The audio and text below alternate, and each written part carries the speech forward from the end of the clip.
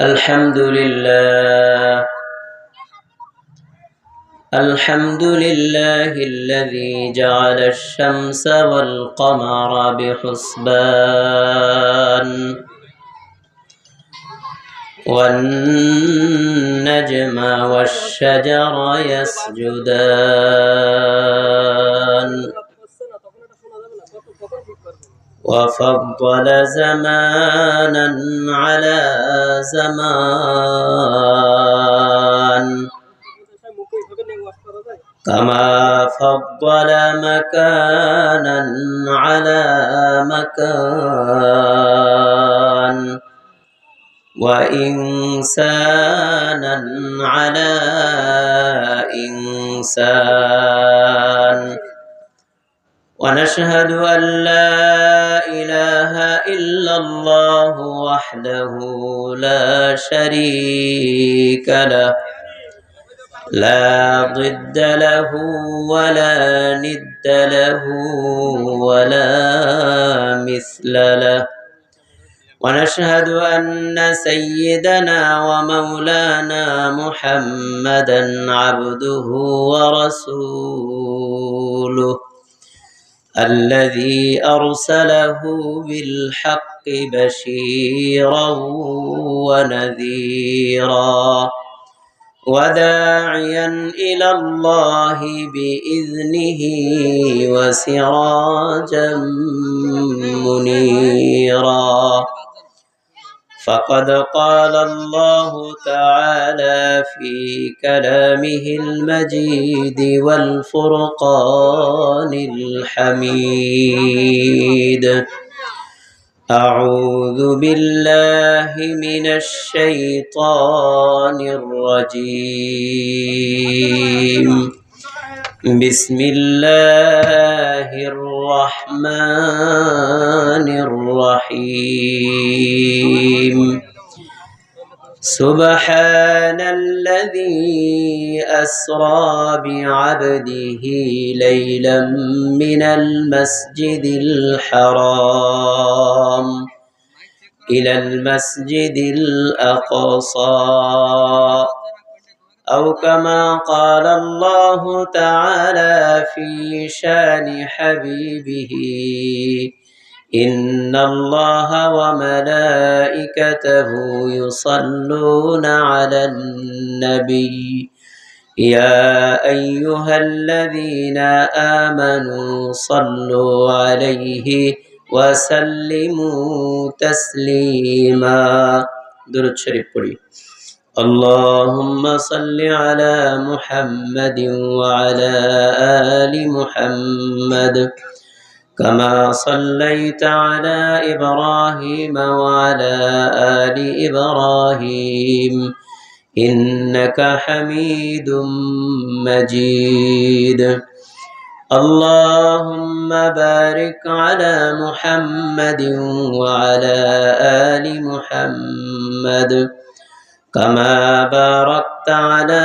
إبراهيم وعلى آل إبراهيم إنك حميد مجيد قال النبي صلى الله عليه وسلم إن الله فضلني على الأنبياء وفضل أمتي على الأمم أو كما قال عليه الصلاة والسلام محترم সম্মানিত উপস্থিতি আজকের এই বিশাল তাফসীরুল কোরআন মাহফিলের সম্মানিত সভাপতি উলামায়ে কেরাম তুলাবায়ে ইযাম বিভিন্ন এলাকা থেকে আগত সর্বস্তরের মুসলমান ভাইয়েরা আমার পর্দার আড়ালের মা ও বোনেরা আমরা সকলেই আল্লাহ সুবহানাহু ওয়া তাআলার দরবারে হৃদয় নিংড়িয়ে আবেগ উজাড় করে কালিমাতুশ শুকর আদায় করি, বলি আলহামদুলিল্লাহ।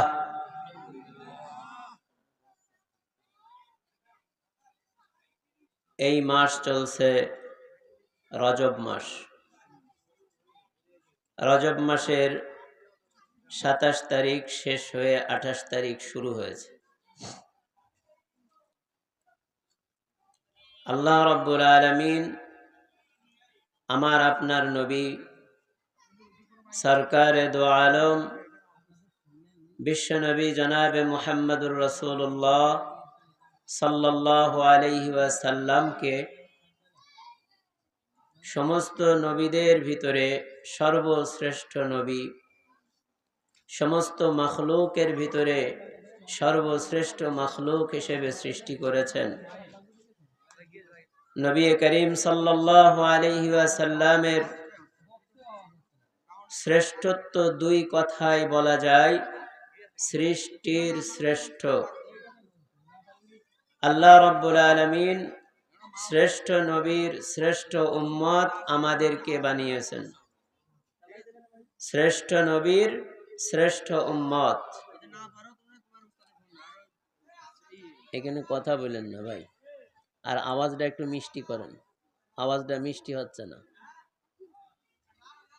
কণ্ঠ টানছে।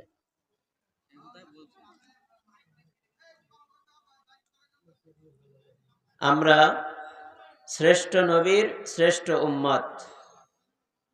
আমাদের নবী সমস্ত নবীর সেরা, আর আমরা সমস্ত উম্মতের, সমস্ত নবীর সমস্ত উম্মতের মধ্যে শ্রেষ্ঠ।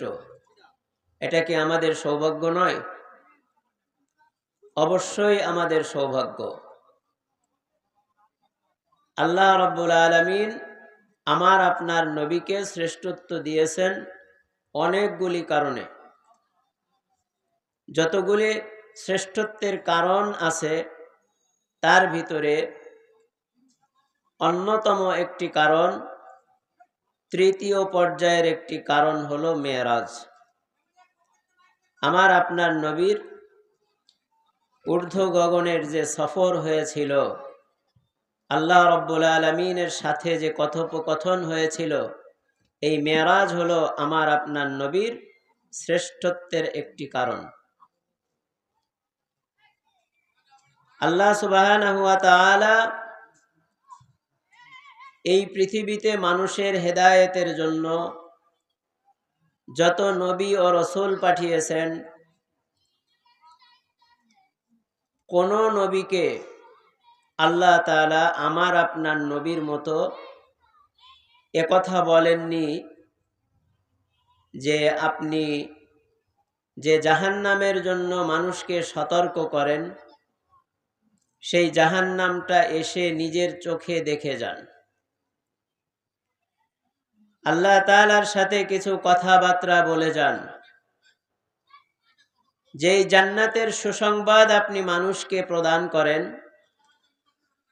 এই জান্নাত আপনি স্বচক্ষে দেখে যান, এরপরে সুসংবাদ প্রদান করুন।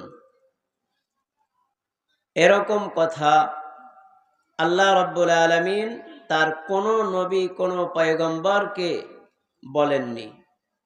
শুধু বলেছেন আমার আপনার নবী আল্লাহ রাব্বুল আলামিনের প্রিয় হাবিব মুহাম্মদুর রাসূলুল্লাহ সাল্লাল্লাহু আলাইহি ওয়াসাল্লামকে। এই জন্য আল্লাহর হাবিব বলেন, ইন্নাল্লাহা ফাদ্দালানি আলাল আমবিয়া ওয়া ফাদ্দালা উম্মতি আলাল উমাম। এই বিশ্বাস আমার আপনার নবী সর্বশ্রেষ্ঠ, এই বিশ্বাসটা আহলে সুন্নাত ওয়াল জামাতের একটি আকীদা। আমি আপনি জেনে বুঝে অথবা না জেনে না বুঝে আহলে সুন্নাত ওয়াল জামাত দাবি করি। আল্লাহর হাবিব আরেক হাদিসের মধ্যে ইরশাদ ফরমায়েছেন, আমার উম্মতের মধ্যে ৭৩ কাতার হবে। ৭৩ কাতারের মধ্যে একটি কাতার শুধু নাজাত প্রাপ্ত, বাদবাকি ৭২ কাতার জাহান্নামী। সাহাবায়ে কেরাম প্রশ্ন করেন, ইয়া রাসূলুল্লাহ, তারা কারা? নবীজি বলেন, মা আনা আলাইহি ওয়া আসহাবি, তারা হলো আমার সুন্নাতের অনুসারী আর সাহাবায়ে কেরামের জামাতের অনুসারী। অর্থাৎ যারা আহলুস সুন্নাহ অর্থাৎ সুন্নাতের অনুসারী, ওয়াল জামাআ মানে হলো যারা সাহাবায়ে কেরামের জামাতের অনুসারী। এই দুই গুণে যারা গুণী, এই ব্যক্তিরাই কিয়ামতের দিন সেই নাজাতপ্রাপ্ত দলের অন্তর্ভুক্ত হবে। তাইলে আমাদের আকীদা হওয়া দরকার আহলুস সুন্নাহ ওয়াল জামাআহ। সম্মানিত উপস্থিতি, আল্লাহ রাব্বুল আলামিন তার হাবিবকে শ্রেষ্ঠত্ব দেওয়ার সমস্ত কারণগুলির মধ্যে একটি কারণ হলো কি বলতে পারেন? মেরাজ। যেহেতু রজব মাস চলছে, আমরা আজকে শবে মেরাজ পালন করেছি, সেহেতু আজকে শবে মেরাজ নিয়ে একটু কথা বলার ইচ্ছা করেছি। আল্লাহ তাআলা তৌফিক দান করেন। সব কিছু বলতে পারবো না, মাঝখানে মাঝখানে অল্প অল্প করে কিছু টাচ দিয়ে যাব ইনশাআল্লাহ। আল্লাহ রাব্বুল আলামিন পবিত্র কালামে পাকে ইরশাদ ফরমান, সুবহানাল্লাযী আসরা বিআবদিহি লাইলাম মিনাল মাসজিদিল হারামি ইলাল মাসজিদিল আকসা। সুবহান, তিনি আল্লাহ, তিনি তার বান্দাকে রাত্রিবেলায় ভ্রমণ করিয়েছেন। সুবহান আল্লাহ তাআলাকে বলা হয়, সুবহান তো সেই সত্তাকে বলা হয় যেই সত্তা সমস্ত প্রকারের অক্ষমতা থেকে মুক্ত, সমস্ত প্রকারের দুর্বলতা থেকে মুক্ত, সমস্ত প্রকারের অমুখাপেক্ষী থেকে মুক্ত, সেই সত্তাকে বলা হয় সুবহান। আল্লাহ রাব্বুল আলামিন বলেন, সুবহানাল্লাযী, সুবহান তিনি যিনি তার বান্দাকে বিআবদিহি, তার বান্দা বলা হয় একজনের রূহ আছে দেহ নাই, দেহ আছে রূহ নাই, তাকে কিন্তু আব্দুন বলা হয় না। যদি আল্লাহর হাবিব স্বপ্ন যোগে মেরাজে যেতেন, তাইলে আব্দুন শব্দটা ব্যবহার হতো না। এই জন্য আল্লাহ রাব্বুল আলামিন আব্দুন শব্দ ব্যবহার করে নবীজির সশরীরে মেরাজের প্রমাণ দিয়েছেন। আমার ভাইয়েরা, রাত্রিকালীন সফরকে বলা হয় ইসরা, আর ঊর্ধ্ব গগনের সফরকে বলা হয় মেরাজ। আল্লাহ রাব্বুল আলামিন তার হাবিবকে মেরাজের জন্য দাওয়াত দিয়েছেন।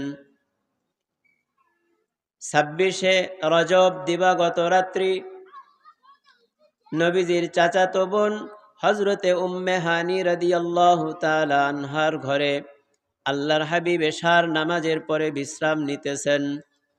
ঘুম আসে নাই, আবার জাগনাও নাই, এমন অবস্থা, ঘুমও না জাগনাও না, মাঝামাঝি অবস্থায় আল্লাহর হাবিবের কাছে কোন বর্ণনায় ৩ জন ফেরেশতা এসেছেন, আবার কোন বর্ণনায় 2 জন ফেরেশতা এসেছেন, হযরতে জিবরাইল, হযরতে মিকাইল। আর এক বর্ণনায় হযরতে জিবরাইল, মিকাইল এবং ইসরাফিল। এই 3 জন ফেরেশতা নবীজির কাছে আসবেন, দরজা দিয়ে আসেন নাই, আসছেন ঘরের ছাদ ভেদ করে আসছেন। ঘরের ছাদে ফাটল তৈরি করে ওই ফাটল দিয়ে নবীজির কাছে এসেছেন। নবীজি সাল্লাল্লাহু আলাইহি ওয়াসাল্লাম দেখতে পাচ্ছেন ঘরের ছাদ ফাটল ধরেছে, ঘরের ছাদ ভেঙে যাচ্ছে, আবার কিছু সময় পর অটোমেটিক লেগে যাচ্ছে। নবীজিকে আল্লাহ তাআলা ইশারা দিচ্ছেন, বোঝাচ্ছেন, ও হাবিব, আজকে যা কিছু ঘটবে, আজকে কিছু অলৌকিক জিনিস, অলৌকিক কাজ ঘটতে চলেছে। হযরতে জিবরাইল আলাইহিস সালাম ছাদ দিয়ে আমার নবীকে, আপনার নবীকে বের করে নিয়ে আসলেন, কাবা শরীফের চত্বরে নিয়ে আসলেন। এরপরে হাতিমের মধ্যে শোয়াইলেন। আল্লাহর হাবিব জাগ্রত অবস্থায় রয়েছেন। এমন সময় হযরতে জিবরাইল আলাইহিস সালাম আমার আপনার নবীর সিনাকে ফেড়ে ফেললেন। একে বলা হয় শক্কে সদর, অর্থাৎ অপারেশন হবে, ওপেন হার্ট সার্জারি হবে। এই শক্কে সদর থেকে বর্তমান বিজ্ঞানীরা ওপেন হার্ট সার্জারি আবিষ্কার করেছে, বাইপাস সার্জারি আবিষ্কার করেছে। আল্লাহর হাবিবের সিনা মুবারক ফেড়ে ফেলা হলো। আল্লাহর হাবিবকে বেহুশ করার দরকার হয় নাই, ফাড়ার কারণে নবীজি ব্যথাও পান নাই। আবার ফেড়ে ফেলেছেন, কাটার কারণে রক্তপাতও হয় নাই। আবার জোড়া লাগানোর সময় জোড়া লাগিয়েছেন, কিন্তু জোড়া লাগাতে কোনো সেলাইয়ের ব্যবহারও করা হয় নাই। নবীজির আত্মা এক জায়গায়, আর এক জায়গায় নবীজির অন্য পার্সপত্র, নবীজির অন্যান্য অংশ আর এক পাত্রে। এরপরে জমজমের পানি দিয়ে ধুয়ে আবার ভিতরে দিয়ে সুন্দর করে লাগিয়ে দিলেন। এরপরে আল্লাহর হাবিবকে একটি বোরাক নামক বাহনে উঠানো হলো। নবীজি সাল্লাল্লাহু আলাইহি ওয়াসাল্লামের সামনে জিবরাইল আলাইহিস সালাম বসেছেন। সৃষ্টির শ্রেষ্ঠ, যিনি আল্লাহ তাআলার আরশে আজিম ভ্রমণ করবেন, আল্লাহ তাআলার স্পেশাল মেহমান, এই নবীজিকে সাল্লাল্লাহু আলাইহি ওয়াসাল্লামকে পিছনে দেয়া বসাটা কি বেয়াদবি নয়? সব জায়গায় বেয়াদবি হয় না। কারণ হলো, সম্মানী ব্যক্তিরা যখন গাড়িতে ওঠে, ড্রাইভার তো সামনের সিটে বসে গাড়ি চালায়, কিন্তু অফিসাররা পিছনের সিটে বসে। এইখানে অফিসারের বেয়াদবি হয় না, কারণ অফিসারকে ড্রাইভারের জায়গায় বসালে পরে বেয়াদবি হয়। কিন্তু আজকের সফরে হযরতে জিবরাইল আলাইহিস সালাম হচ্ছেন ড্রাইভার, আমার নবী, আপনার নবী হচ্ছেন সম্মানিত প্যাসেঞ্জার। নবী আলাইহিস সালাম বলেন, বোরাক উপরের দিকে উঠতে থাকলো। কিছু দূর যাওয়ার পরে দেখেন একটি পাহাড়ের উপরে নামাচ্ছেন। হযরতে জিবরাইল বলেন, ইয়া রাসূলুল্লাহ, আপনি এই জায়গায় একটু নামুন, 2 রাকাত নামাজ পড়ুন। নবীজি সাদা সাদা দেখতে পেলেন, এইখানে নামলেন, নামাজ পড়লেন, দেখলেন খেজুর গাছ। নবীজি বলেন, ও জিবরাইল, এটা কোন জায়গা? হযরতে জিবরাইল আলাইহিস সালাম বলেন, ওগো আল্লাহর রাসূল, এই জায়গাটার নাম হইল ইয়াসরিব। আর কিছুকাল পরেই বা কিছুদিন পরেই এই জায়গায় আপনাকে হিজরত করে আসতে হবে, তখন এই জায়গার নাম হবে মদিনাতুর রাসূল সাল্লাল্লাহু আলাইহি ওয়াসাল্লাম। নবীজিকে আবার তুললেন। এরপরে আবার রওনা শুরু হলো। যেতে যেতে বিভিন্ন জায়গায় নবীজিকে নামালেন, 2 রাকাত করে নামাজ পড়ালেন। সবশেষ আল্লাহর হাবিবকে নামালেন এমন জায়গায়, নামিয়ে বলতেছেন, হুজুর, আপনার বোরাককে বাঁধতে হবে। একই জায়গায় অনেক নবী আলাইহিস সালামরা বোরাক বেঁধেছিলেন, তাদের বাহনকে বেঁধেছিলেন। নবীজি বলেন, ও জিবরাইল, এটা কোন জায়গা? জিবরাইল আলাইহিস সালাম বলেন, এটা হলো জেরুজালেমের মসজিদে আকসা। কোন জায়গা? মসজিদে আকসা। আল্লাহ তাআলা বলেন, আসরা বিআবদিহি লাইলাম মিনাল মসজিদিল হারাম ইলাল মসজিদিল আকসা। তাহলে মসজিদে হারাম থেকে মেরাজ শুরু, ইসরা শুরু, ভ্রমণ শুরু, রাত্রিকালীন ভ্রমণ শুরু হয়েছে কোথা থেকে? মসজিদে হারাম থেকে। গেছেন কোথায়? মসজিদে আকসা। বর্তমান ফিলিস্তিনে জেরুজালেমে অবস্থিত যে মসজিদ, যেই মসজিদকে কেন্দ্র করে ইসরায়েল সর্বদা ফিলিস্তিনের নিরীহ মানুষদের উপরে বোমা ফেলতেছে, ঠিক সেই জায়গাটা, সেই মসজিদে আকসা। আল্লাহর হাবিব বলেন, বোরাক বাঁধা হলো। এরপরে নবীজি মসজিদের মধ্যে প্রবেশ করলেন। মসজিদে গিয়ে দেখেন কোনো জায়গা ফাঁকা নাই, সমস্ত মসজিদ ভর্তি মুসল্লি, সমস্ত মসজিদ ভর্তি মানুষ। রাত্রিবেলা এখন তো নামাজের সময় না যে মুসল্লিরা আসবে, কিন্তু মসজিদে মুসল্লি ভর্তি। এই মুসল্লিরা কারা? আল্লাহ রাব্বুল আলামিন সমস্ত আম্বিয়া আলাইহিস সালামদেরকে নির্দেশ দিয়েছিলেন, তোমরা যে মসজিদে আকসার মধ্যে অবস্থান করো। মসজিদে আকসার মধ্যে যারা আছে তারা কেউ সাধারণ মানুষ নয়। যারা এসেছেন সকলেই আল্লাহর রসুল, সকলেই আল্লাহর নবী, সকলে আল্লাহর পয়গম্বর। সমস্ত পয়গম্বররা একত্রিত হয়েছেন। মাঝখান দিয়ে একটু জায়গা আছে। আল্লাহ তাআলা নির্দেশ দিয়েছেন, তোমরা 2 রাকাত নামাজ জামাতের সাথে আদায় করো। কয় রাকাত? 2 রাকাত নামাজ, ফরজ নামাজ না, ওয়াজিব নামাজও না, নফল নামাজ জামাতের সাথে আদায় করো। জামাতের সাথে আদায় করার নির্দেশ হলো। ইমামতি কে করবে? একজন আর একজনের চেহারার দিকে তাকায়, ইমামতি কে করবে? ইমাম তো আসে নাই। মাঝখান দিয়ে জিব্রাইল আলাইহিস সালাম আল্লাহর হাবিবকে সামনে দিয়ে দিলেন, দিয়ে বলতেছেন, ইয়া রাসূলুল্লাহ, আজকের এই জামাতের ইমামতি আপনার জন্য। আপনি এই জামাতের ইমাম, আপনি আজকে ইমামতি করবেন। সুবহানাল্লাহ। আল্লাহর হাবিবকে সমস্ত আম্বিয়া আলাইহিস সালামের ইমাম বানানোর জন্য, ইমামুল আম্বিয়া বানানোর জন্য আল্লাহ রাব্বুল আলামিন তার হাবিবকে আম্বিয়া আলাইহিস সালামের নামাজের জামাতের ইমাম বানালেন। ইমামুল আউয়ালিন আল আখিরিন, ইমামুল আউয়ালিন আল আখিরিন, বহর সাদকা রাহমাতাল লিল আলামিন, শুধু ওজুদশ রাহমাতাল লিল আলামিন, শুধু ওজুদশ রাহমাতাল লিল আলামিন, মসজিদে ও শুধু হামারো ইয়ে জমিন।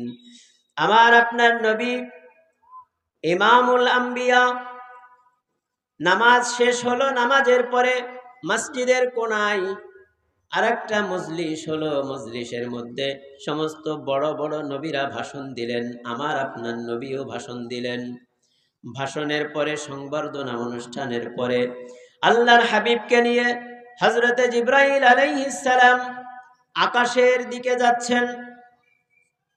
এবার হলো ঊর্ধ্বমুখী সফর, আসমানের সফর। এই সফরের মধ্যে নবীজি বলেন, কিছু সময় পরে প্রথম আসমানের দরজায় পৌঁছলাম। বাইতুল মুকাদ্দাস ভূপৃষ্ঠ থেকে প্রথম আসমানের দূরত্ব 500 বছরের রাস্তা। কয় শত বছর? 500 বছরের রাস্তা। ফলে কয়েক সেকেন্ডের ভিতরে আমরা পৌঁছে গেলাম আসমানের দরজায়। হযরতে জিবরাইল এইভাবে টোকা দিলেন দরজার মধ্যে। দারোয়ান বলতেছে, কে তুমি? বলছে, আমি জিবরাইল। বলেন যে তোমার সাথে কে? বলে, আল্লাহর হাবিব মুহাম্মদুর রাসূলুল্লাহ সাল্লাল্লাহু আলাইহি ওয়াসাল্লাম।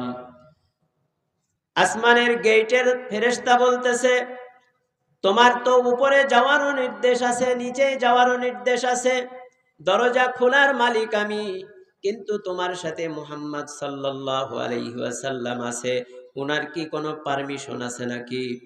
হযরতে জিবরাইল বলেন, আল্লাহর হাবিবের জন্য স্পেশাল পারমিশন নিয়ে আমি এসেছি।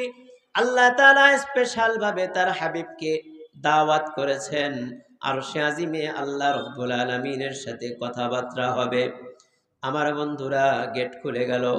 সবাই দুইজনে মিলে চলে গেলেন আসমানের প্রথম আসমান ভেদ করে। প্রথম আসমানের দূরত্ব আবার 500 বছরের রাস্তা। তারপরে আবার মহাশূন্য শুরু হলো, আবার মহাশূন্যের দূরত্ব আবার 500 বছরের রাস্তা।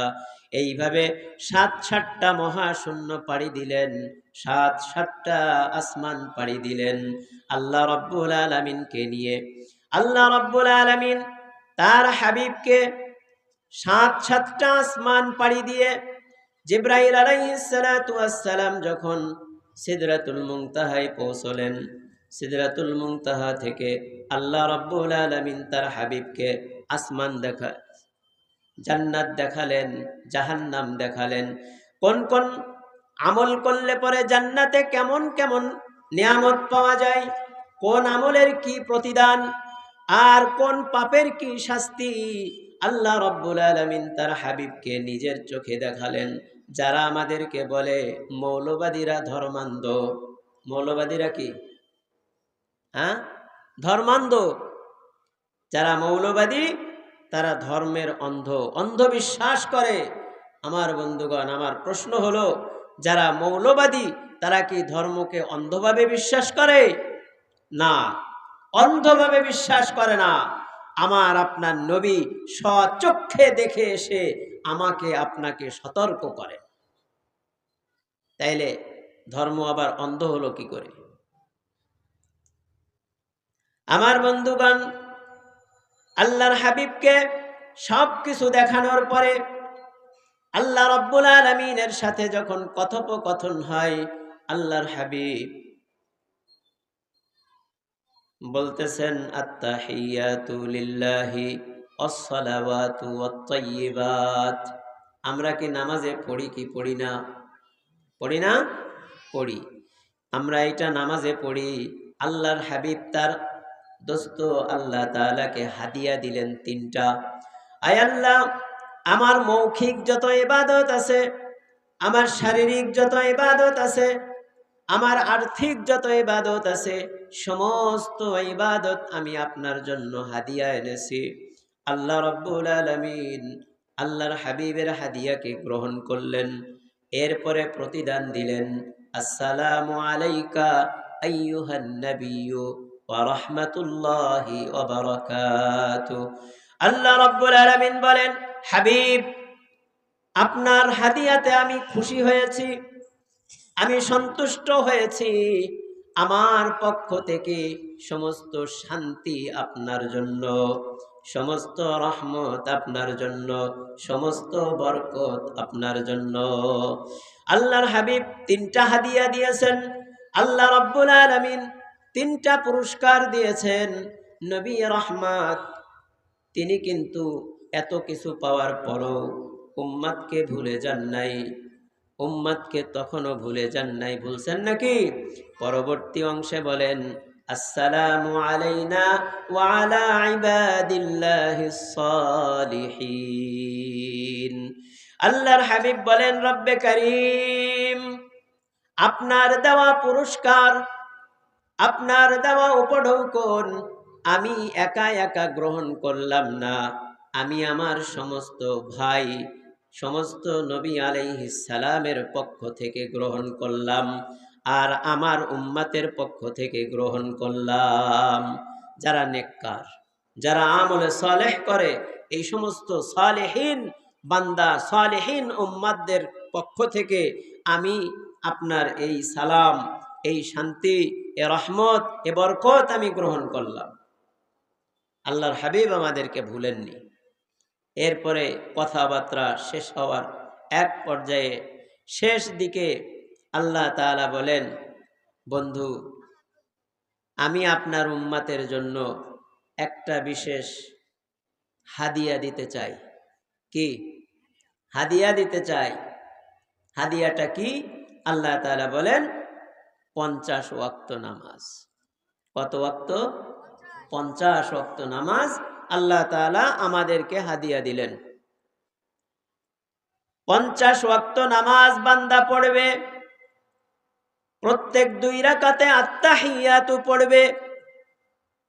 আল্লাহ রাব্বুল আলামিন প্রতিশ্রুতি দিলেন, বন্ধু, আপনার সাথে আমার যেমন সরাসরি কথা হইল, আপনার উম্মত যখন নামাজের মধ্যে আত্তাহিয়াতু পড়বে, আপনি আরো শেষে আমার সাথে কথা বলেছেন জীবনে একবার, আর আপনার উম্মতেরা দুনিয়ার মধ্যে বসে নামাজ আদায় করবে আর আত্তাহিয়াতু পড়বে, মানে যতবার আত্তাহিয়াতু পড়বে ততবার আমি রবের সাথে তাদের কথা হবে। সুবহানাল্লাহ। এই খুশিতে আমার আপনার হাবিব আল্লাহর হাবিব, আল্লাহর নবী এই খুশিতে আত্মহারা হয়ে গেছেন। 50 ওয়াক্ত নামাজ নিয়ে চলে আসছেন। পথিমধ্যে হজরত মুসা আলাইহিস সালামের সাথে সাক্ষাৎ। মুসা আলাইহিস সালাম বলেন, ওগো আল্লাহর রসুল, খুব খুশি খুশি মনে হইতেছে আপনাকে। আল্লাহ আপনাকে কি হাদিয়া দিলেন? আল্লাহ, বন্ধুর কাছ থেকে হাদিয়া পাইলে খুশি লাগে না? তাও সে কেমন খুশি? এমনই খুশি যে আমি একবার জীবনে আল্লাহর সাথে মেরাজ হইল, কিন্তু আমার বান্দা, আমার উম্মতদের প্রতিদিন 50 ওয়াক্ত নামাজে যতবার আত্তাহিয়াতু পড়বে ততবার আল্লাহ তাআলার সাথে মেরাজ হবে। সুবহানাল্লাহ। এই খুশিতে আমার আপনার নবী আবেগ আপ্লুত হয়ে গেছেন, চলে আসছেন।